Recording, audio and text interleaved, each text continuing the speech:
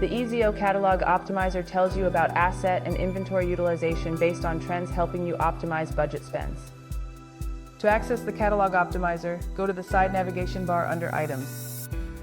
On the Listings page, you can view the Catalog Health Graph. It shows categories for underutilized, optimal, and high-demand items. Right below the graph, get a quick snapshot of all assets falling in every category. Next, let's see how to use the Catalog Optimizer. Start by searching for a specific asset to view how it's being utilized.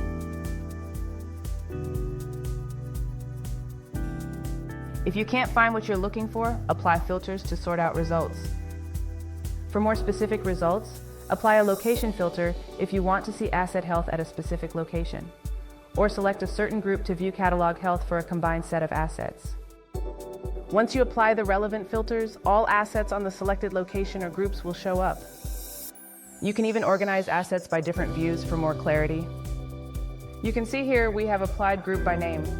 Click the asset name to view all available quantities and their stats. Get insights into how your assets are being used directly from the Catalog Health page. For a streamlined view, sort assets according to the category of utilization. You can even select a custom utilization range for assets that have varying patterns each season. In the utilization ranges, select Stockout Risk if you wish to preempt stock shortages for your assets. You can even adjust the threshold values based on your inventory management strategy.